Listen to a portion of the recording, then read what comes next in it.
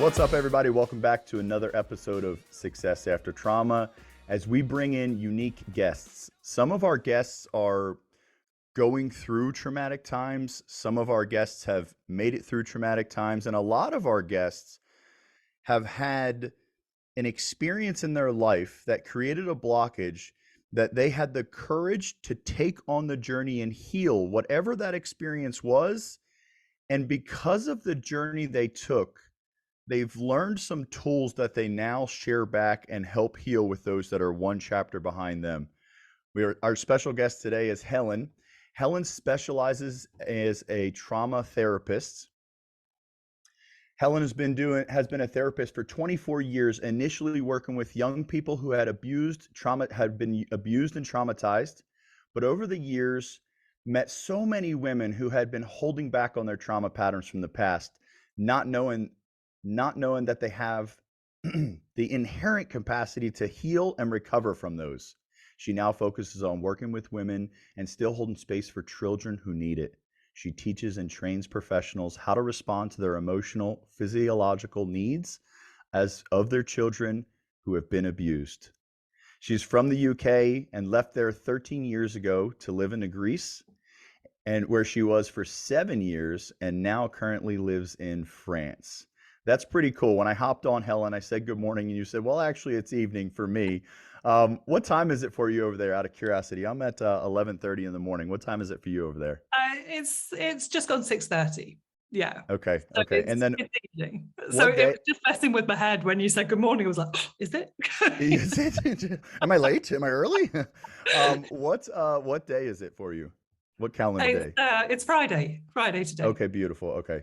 You have to forgive me. Obviously, I'm displaying my ignorance on world time and things of that nature. Wasn't sure if you were ahead or behind at all a date. Well, Helen, please tell us a little bit about yourself and what got you started on the journey as a therapist. Well, you've done a brilliant introduction to me, so thank you.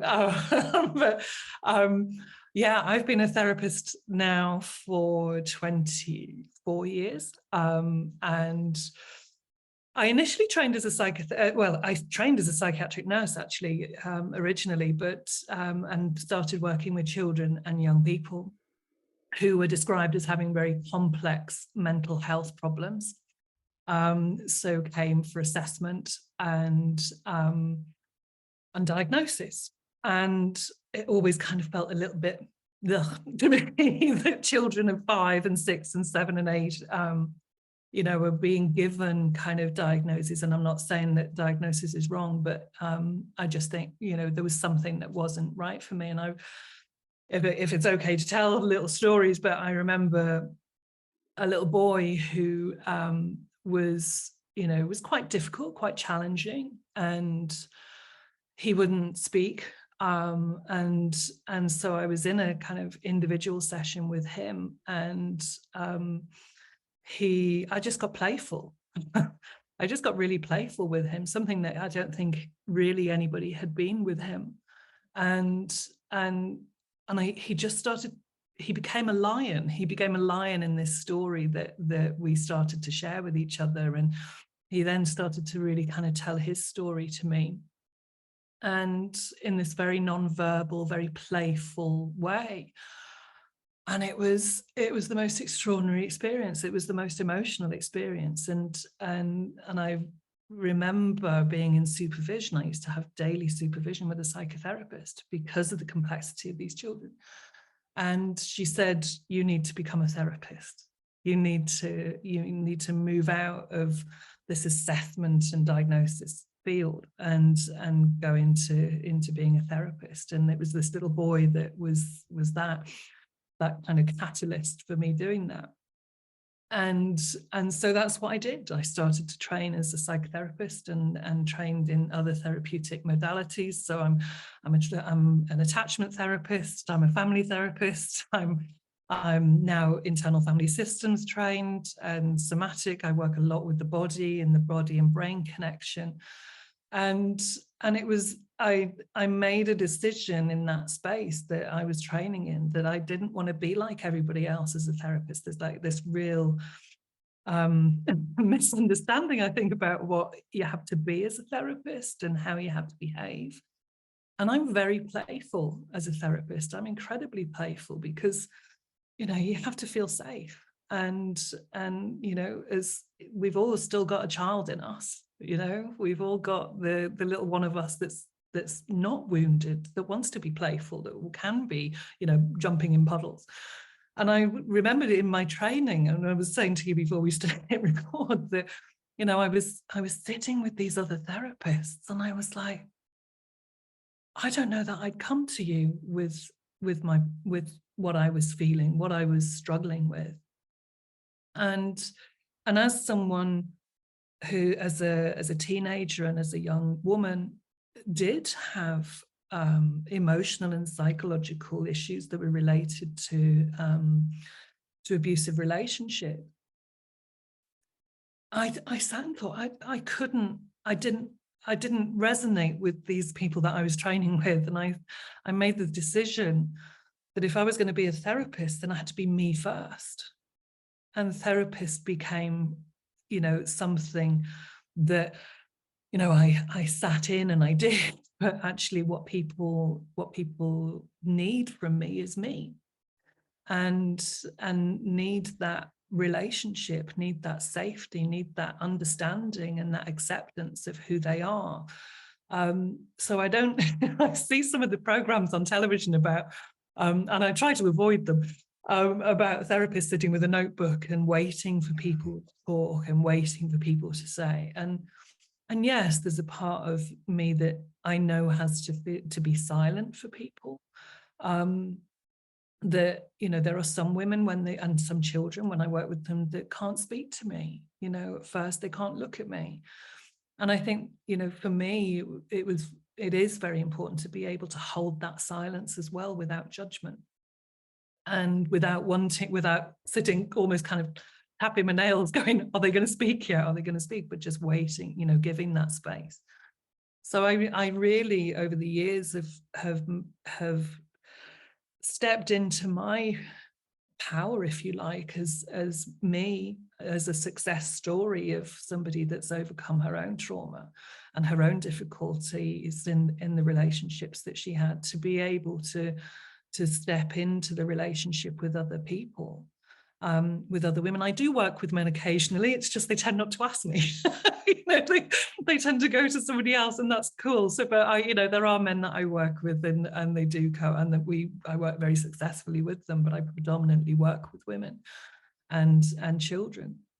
But it was about being able to be not therapist Helen, but also Helen. Because that's what people need. Would you mind sharing? Would you care to share? I'd love to hear a little bit around. And you've alluded a little bit. Would you share a little bit as you were going through training, as you were experiencing your peers, therapists that were going through training? What were some of the things that you noticed that you said, "Hey, I would like to do this differently. I don't think that I would feel comfortable in that environment." What were some of the things you noticed? I think, well, certainly one of the first things that I noticed was the kind of teaching and the training that was around, you've got to leave yourself outside the therapy room. That, sharing your emotion, showing emotion was not something that we should be doing. And I hate the word should. I refuse. I actually ban the word should in any therapy relationship with me. There are no shoulds, there is there's no expectation, there's no shoulds. So there was this expectation that you behave in a particular way, and that you don't share who you are, that you don't share your emotion, you don't become emotional. I cry with my clients. I'm like, I can't shut my emotions down.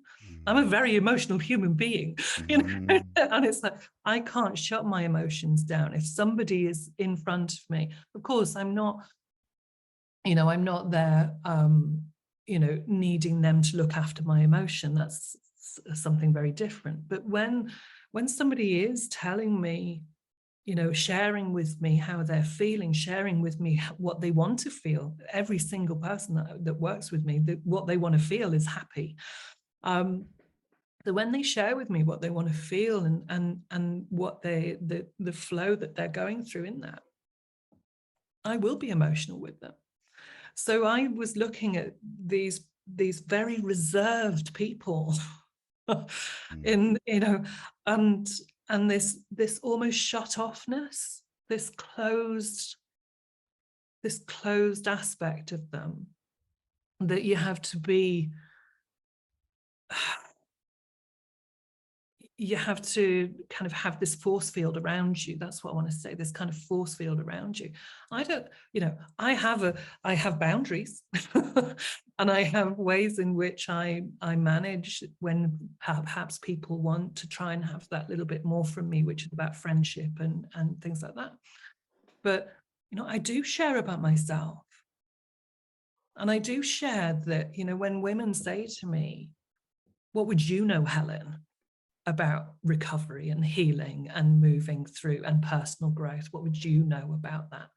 Well, I know because I've been there, and I will share that. But I remember, during my training, we were told back in the day, 20, Mm-hmm. 23, 24 years ago, not to share our history, not to share any difficulty that we might have been through. So almost kind of trying to come across as perfect.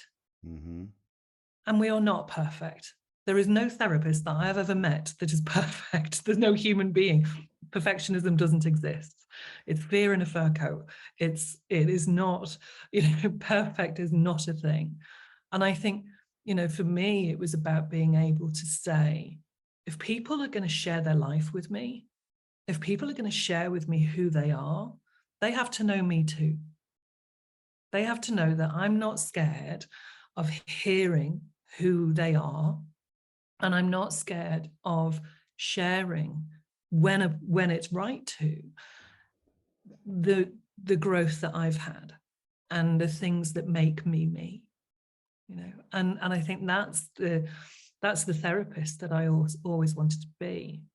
I was kind of I remember that my biggest influence, musical influence, as a throughout my life and from a very young age, has been Prince, and I love his uniqueness, his sense of who he is, his identity.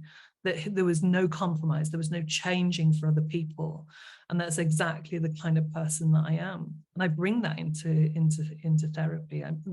My identity is not as a therapist; it's as Helen. And the therapy bit is the skills. But That is so powerful. who people have in the relationship is not therapists. They have Helen with her unique personality and an extraordinary set of skills that I've managed to develop over the years. I can only imagine the skill set that you have developed over the years, because I can hear and in turn feel your passion. I can Yeah. only imagine how you've continued. Literally, I don't know, and I'm just imagining like the skill sets that you've acquired. Can I share something with you, and an experience that I had with therapists when I was young? And thank you. And so I had physical abuse when I was a child, and so I ran away. My biological mother died of cancer when I was 3. Stepmother pretty seemingly come in. A lot of physical, psychological abuse, and maybe I'm not sure what age. Maybe around like 6 or 7 or 8, maybe somewhere around that age range. We lived in New Jersey, and so it was the Division of Youth and Family Services, what it was called up there, and so there obviously was something not totally right. But back then being I was born in '85, so we're talking about early '90s. Well, what I experienced is in America we had a culture of like, there's probably another side to that story. That's not my business. And so we're like, I don't know, I don't want to bother that household. Um, so I had to go see, ended up having to go see a therapist because enough people were like, hey, something's not right there, something's not right there. And so the first few times I went in, I knew that, I mean, I was literally told, but I knew that if I confessed anything, like there would be consequences. So the first few times I went in, I would just be 100% silent, steel trap. Like, I don't care what you say. Like, I'm not saying nothing. I'm not getting beat when I go home. So that goes down a couple times, but then that's an issue because why won't this kid talk? Like he won't say a word. Like that's a little weird. So then my stepmother, whatever her words were, whatever her communication, whatever the labels she used, the communication was, you better talk when you go in there, and and it better not be about abuse. And so for a couple years, I had to like I say a couple years. I think it wasn't just one or two sessions. I would have to go in and see this therapist and put on this game and like make them feel like I felt like as a child. I mean, obviously I wasn't removed from the house. No one found nothing out. I felt like I was one step ahead of the therapist. And was I or not, I don't know, but I wasn't removed from the house. That I allowed it to, but that halted my journey of I ran away when I was 10 and I never went back home. That halted my journey. Anytime someone talked about healing and therapy, I was like, that stuff doesn't work. That's not real. I feel like a huge missing piece when you spoke was um, you said, these might not have been your labels, these are my words. You leave yourself outside of the session. Mhm. I think if someone would have came in that session with me, they would have connected with me. Yeah, Um, yeah. because what you needed was a human being. And I mean, it just reminds me, actually, I posted it on my personal page yesterday, and it was the day before yesterday, a recollection of another little boy. And it's because he came to mind because I've been asked to do some international training for people that work with children who've been abused and traumatized.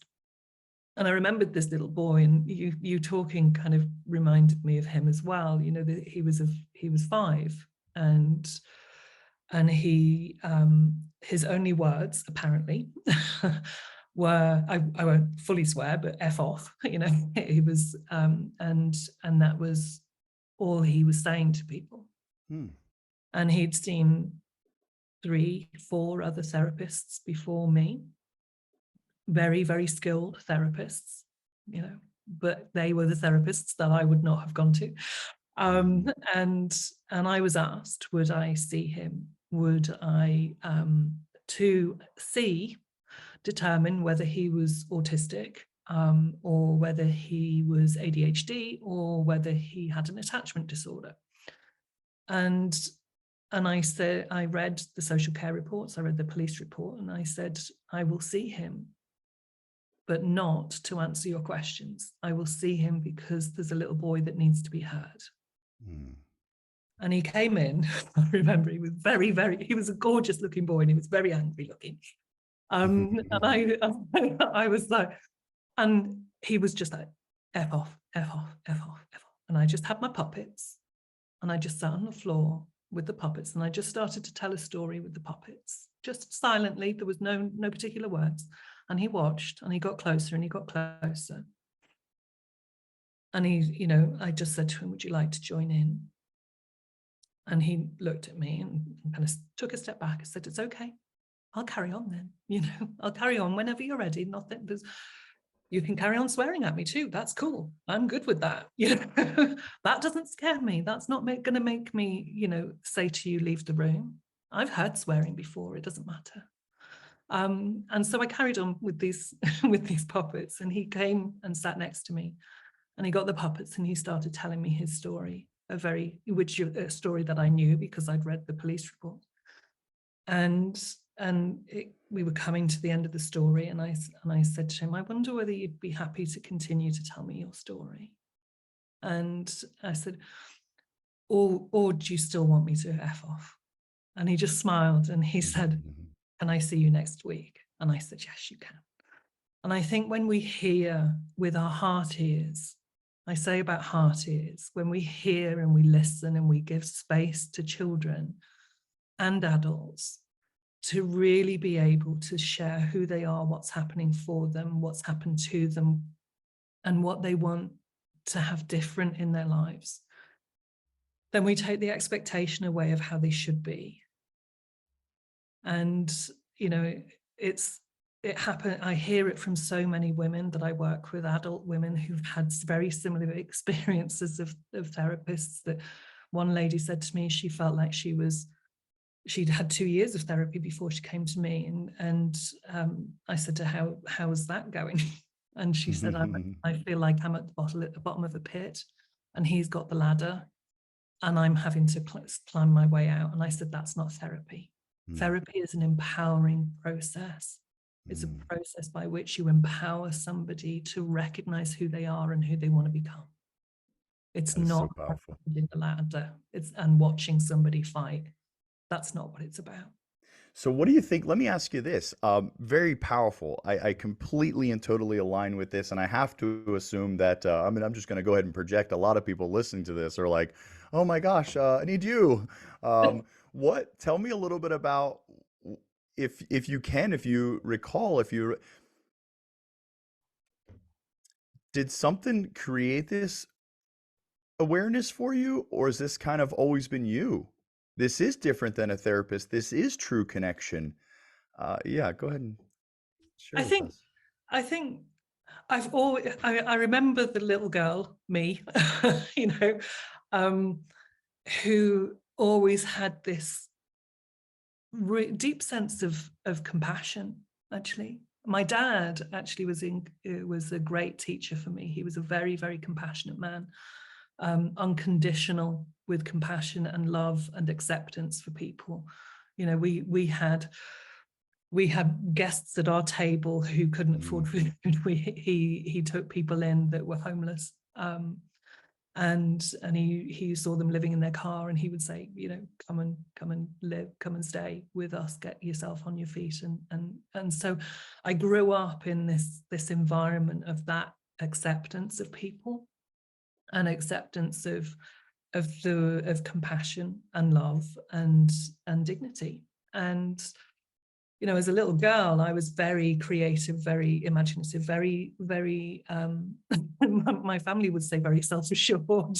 And I think that is the case. But I've always had a sense of nurturing of people, of friendships, of giving people space to be who they are. Even I had a very close set of friends.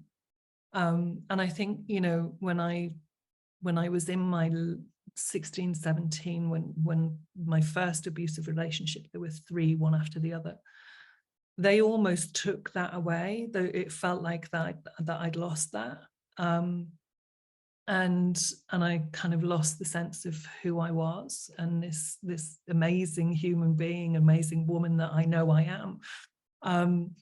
And so it felt like that had been lost. And then, you know, when I extricated myself from the 3rd relationship, you know, I was, you know, it was kind of that rediscovery of who I actually am. And I never knew that I was going to become a therapist. I just knew that I wanted to help people. I knew that I wanted to be for people what I needed for me when I was struggling. And you know, I'd already had the blueprint of compassion and nurture and dignity and acceptance and awareness, and my dad was a very spiritual man as well, so with that spirituality, so it was a natural kind of progression that I was going to become something for other people, someone for other people. And I thought at the time it was psychiatric nursing, but it clearly wasn't. It was for me a bit of redefining for people what therapy is, and being the human in therapy, not the robot, not the textbook description of therapists. So I get to be me. I get to share me with other people, and that, I mean, that sounds really arrogant, but you know, I get to say to people, look, you know, this is, you know, this is who you are. You are vibrant. You are compassionate. You are full of love. You are full of dignity. Other people try to take it away through what they do, but it doesn't mean it's lost. It doesn't mean it's gone. It just means it's got lost. And we find it. And I found me again. I came home to me again. And that's really, you know, when I when I said, right, okay, when that psychotherapist said to me, you need to be a therapist, I really thought about it, because my experience of therapists had been these very textbook, slightly rigid people. And not that they weren't nice people, but my experience of them as therapists were rigidity. So I just thought, no, this is who I am, this is me, and this is who people need. And I've helped so many children and young people over the years, and I can't, it's a real purpose for me. It's a soul-led purpose to help people find that freedom to be who they are. Can you share a little bit around, if you remember, or if you have a memory that pulls up for you? So with that child, which is such a powerful story, and that therapist or that psychologist said, hey, you need to go this route. That obviously was a pivotal moment for you right there. There was, like, I refer to as aha moments.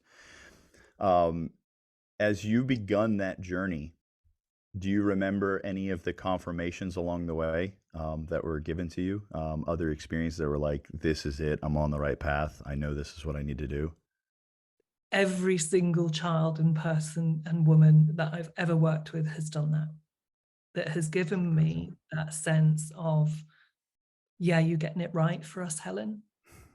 Because I could sit and say, oh, I'm a brilliant therapist, and I'm this, and I'm skilled, and I've got, my expertise is this, and I can, you hear all the promises, I can heal all your trauma in actually, what's more important for me is when the validation for me choosing to become a therapist comes from the child that turns around to me, and it was I'll give you one example of a child recently that, because I work with about 2 or 3 children at a time. The rest of the time I work with women. And this little girl, she'd been sexually abused for 7 years. She'd been to child and adolescent mental health services, she'd seen play therapists, etc. And there was just like this sense of being stuck. And not one person in those therapeutic processes had said to her, I know what you've been through. I know your story. And so everybody was skirting around it. Even in child and adolescent mental health, they'd said, we'll work on her confidence. And I was like, sorry. Yeah.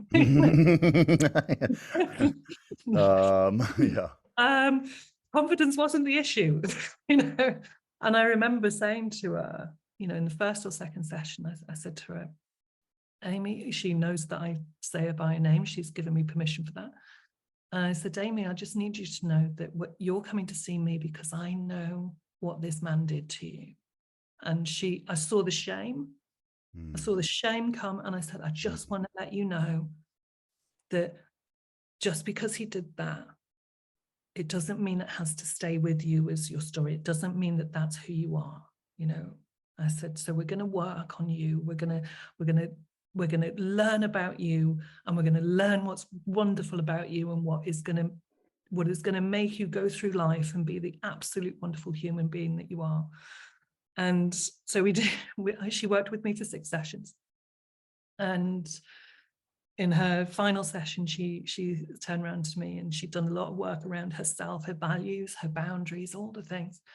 Really kind of being a friend to herself and loving herself. And she said, Helen, just because something bad happened to me early in my life, it doesn't mean I have to hate myself for the rest of my life. And I said, there you go. That's it.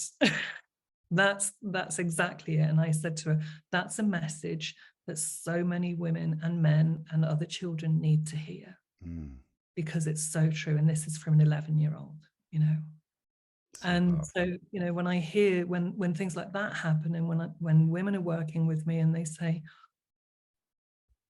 I can feel happy, Helen, I feel happy now. I feel like I can accept happiness and joy and I don't have to hold on to shame and blame, and that I'm, feeling of being ugly. Those are the affirmations. Those are the validation for me. It's Not the powerful. certificates, kind of, the certificates that are on my wall and things like that. No, it's the notes that I get. It's the messages that I get. It's the times that, in therapy, when you see, those aha moments, when you feel them and you go, yeah, this is why I do it. Let me ask, speaking of certificates on the wall, I'm curious about, pardon me. When you're working, I'm making an assumption here, I'm making a projection. When you're working with someone, you're determining which modality in that moment is probably going to be the best one, is my assumption. Out of curiosity, which modality was the funnest when you learned, and that you enjoy playing with, your inner child enjoys going to the most when you have the opportunity?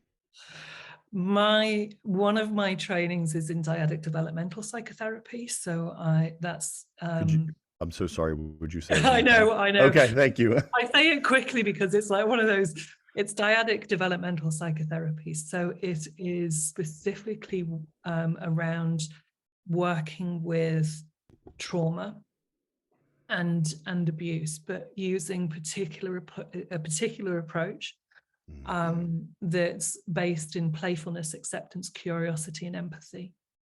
And it's that. I mean, I am all of that with everyone that I work with. So it's such a lovely way of being. Everybody, when I train other people in that. And so, there's this expectation that it's like a bit like CBT. So when you get something, if you get something wrong, something goes wrong, or there's a challenge in behavior or something, let's get the CBT out, let's get this out, let's get that, But playfulness, acceptance, curiosity, and empathy is a way of being. And so it's become such a part of the relationship. It's such an integral part of the relationship. And I am very, very playful with clients, with women and children, almost to the point that they don't expect it. They're like, oh, we're having a laugh in therapy. I never thought this would happen. Right. And we do get playful, and I'm full of all sorts of different analogies. So I'll describe people. I'm in France. I'll describe people like cakes. So I'll say you're like a millefeuille. You've got layers and layers and layers to you, and it really resonates. I could regurgitate all the neuroscience stuff and all the polyvagal and the vagus nerve and the dorsal vagal. That doesn't make any sense for people when they're in it. Saying to someone, your threat has gone into your threat and your drive system have gone into overdrive, and what we need to do is we need to bring the soothe system in to help regulate it. That makes sense for people. Not all the when I teach about stuff, I do go into all the terminology, but people want it to relate to them. So when you're playful with people, with that playfulness, it's the one I have the most fun with, helping people get to that playfulness, because there's a lot of women and children that don't know what that feels like, so it can feel a bit scary. But when you have acceptance, when you have curiosity, when you have empathy, when you couple that with a bucket load of compassion, and you can bring in the playfulness, and that is probably the funnest training. It's the most difficult, but it was the funnest training that then just has stayed with me as part of who I am. And part of the way that I communicate with everyone, actually. Even my friends are like, what are you doing right now? But yeah, and as an attachment therapist as well, I trained in narrative story stem assessing, which is for assessing the attachment relationships, and we use a lot of little toys for that. And I'm all it goes back to me having a little play tree house when I was a child, and it opened up. It was this amazing thing. I always thought I was going to live in a tree house then. It's not happened yet. Yeah. Notice I said the yet. Yeah, yeah. But it opened up, and there was all these little figurines, and I would create these stories and these and this imaginative, tapped into my imagination, and I'd create all these stories in my head. And that for me is true mindfulness, when you are so present with yourself that you can be that imaginative and creative.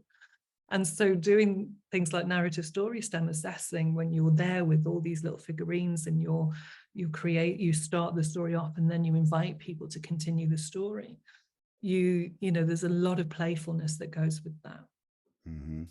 So really, that if I mentor other therapists, and I provide them with supervision, and they're always like, well, can I be like this, Helen? And I went, you just be yourself. Yeah, You this is already taken. You got to be you. Yeah. You just got to be, and bring in your personality, who you are, because when you do that, people go, yeah, I feel heard. I feel seen. So And so, much. yeah. So playfulness, acceptance, curiosity, empathy, toys, I'm all for playing. They're all the things that kind of, make me feel like I'm connecting with people, and people really connecting with that, because it's, we've all got a child in us still. Absolutely. Yeah. I love that. Let me ask you, and so two questions. I'm going to ask them together because they may blend together, or if not, you separate them. I'm curious about, tell me a little bit about what does trainings look like today for you, and which may or may not bleed in the next question. As an abstract as you would like to be, what do you see in the future? Oh, world domination. No, I'm teasing. Oh man, that's great. World domination in a treehouse. Is that In a not treehouse? Oh my God. You're like, if you want to be really abstract, I'm just going to own the whole thing. Yeah. I don't know how, but yeah. No. I mean, in terms of training, I mean, I continue to do a lot of training. It's really important for me to stay relevant, and but also kind of being very aware of what training is out there right now as well.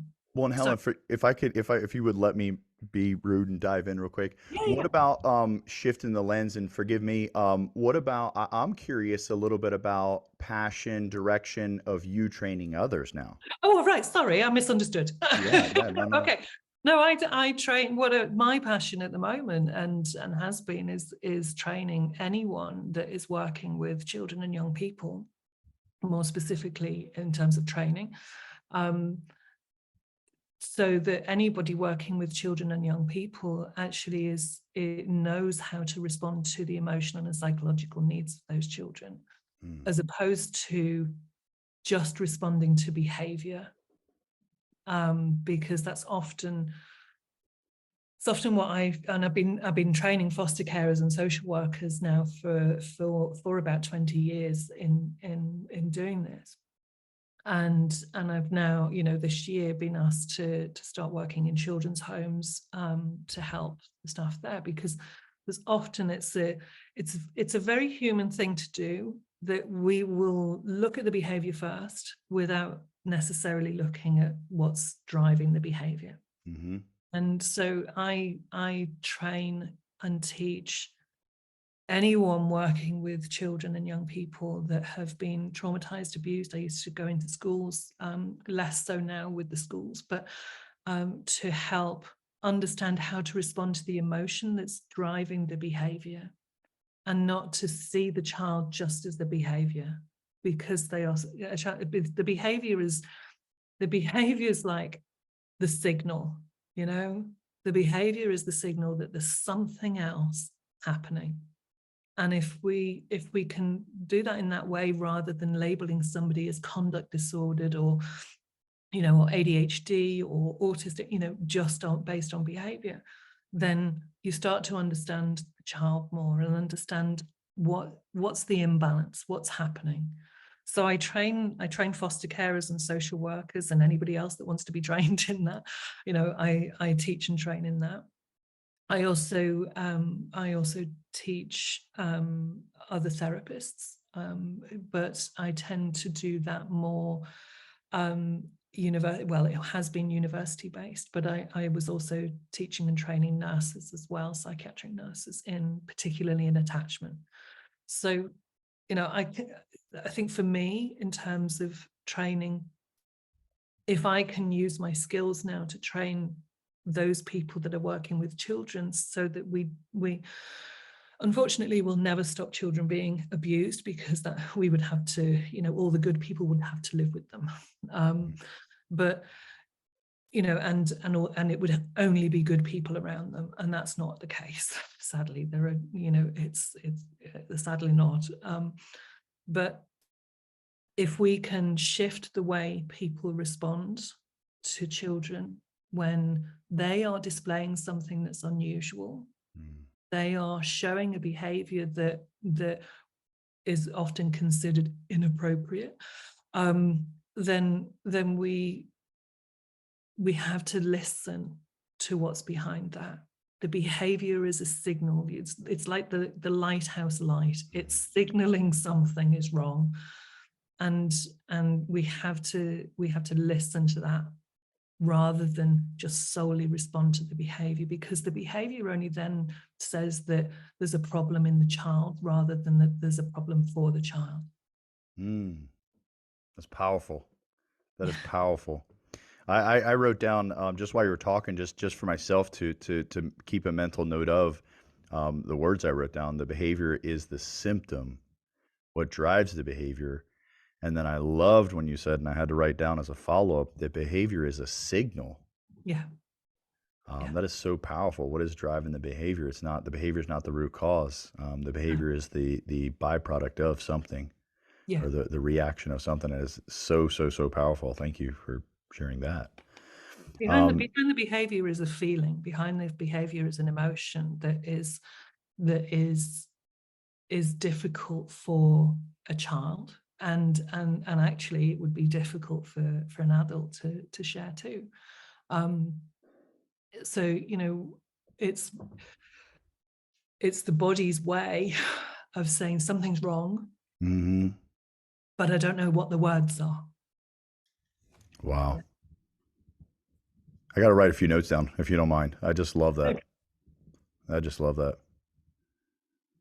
The behavior is the body saying something's wrong, but I don't know what the words are. Yeah. That is so powerful. Literally got to write that down. I don't know what the words are.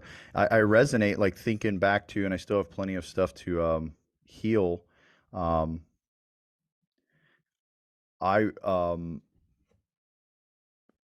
I used to be very emotionally immature, and emotional outbursts. Anger was a real go-to for me. And then when we're saying that, over the last couple of years, neurolinguistic programming has been a huge modality for me, and one of the biggest things that I realized was learning how to linguistically express myself. That was so powerful. Of like, I don't know how to say this. Like, something's wrong. I don't know how to say this. Yeah.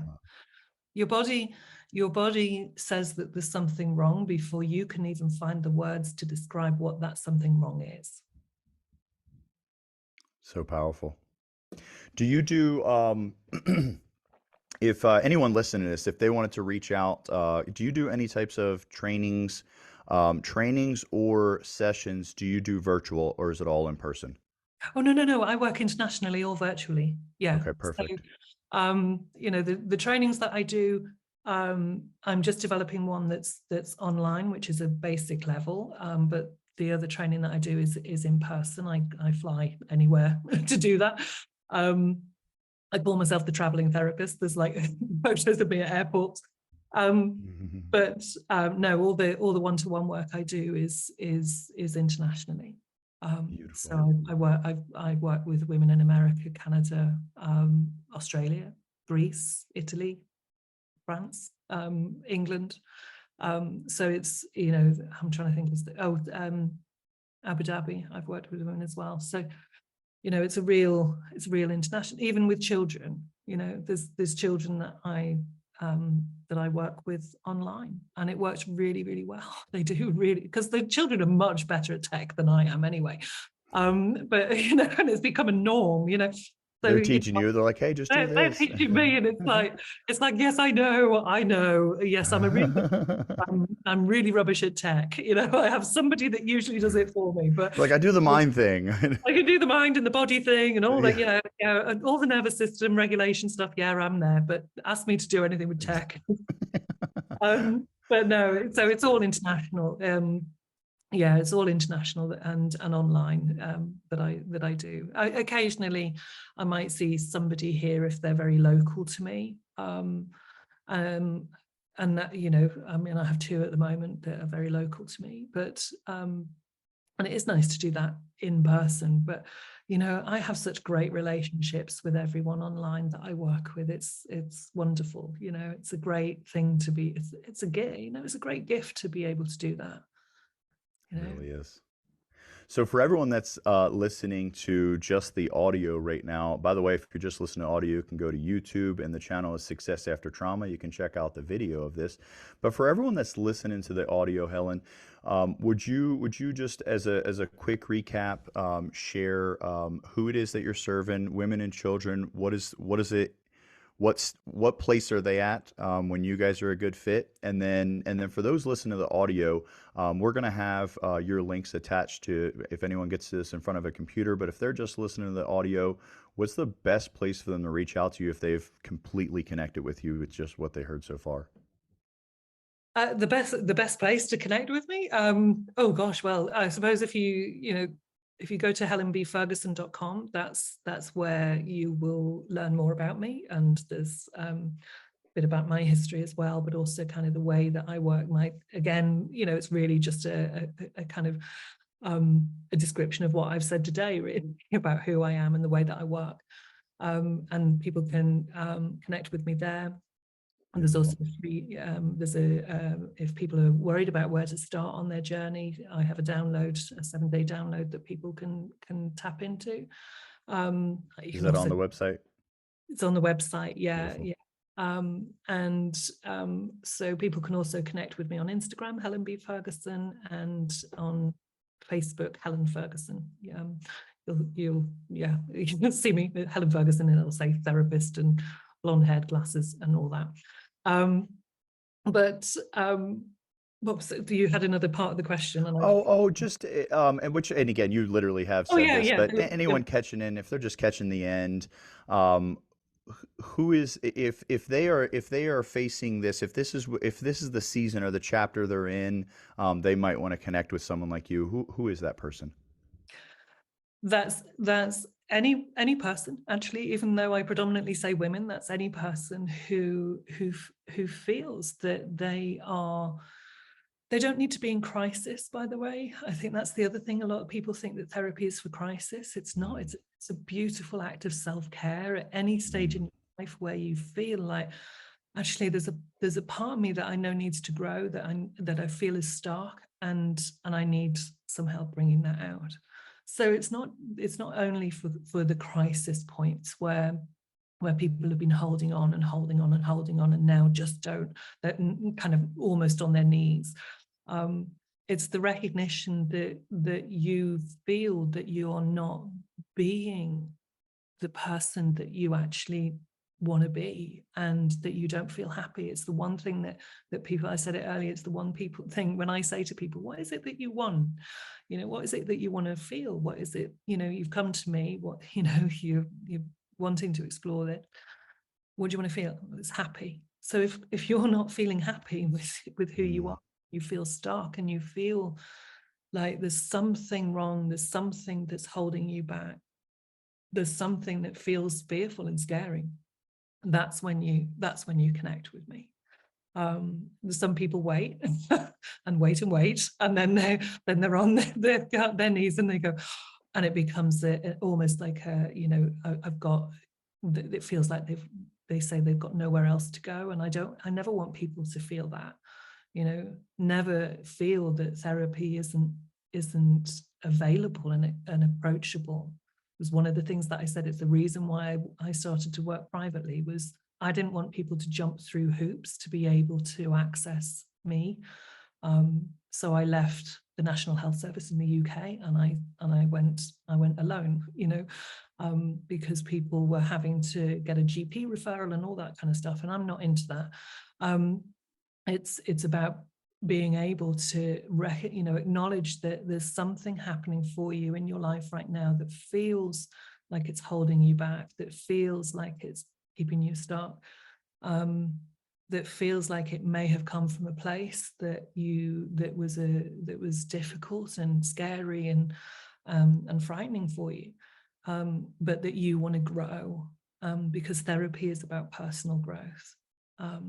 And so if you're that person that feels like this is me, I'm feeling stuck, I'm feeling like, I haven't been able to say because I feel scared of what other people might think, or, am I ill enough? That's another thing that I hear people, am I mentally ill enough? It's not about being mentally ill. It's about recognizing that something is happening for you that doesn't feel right.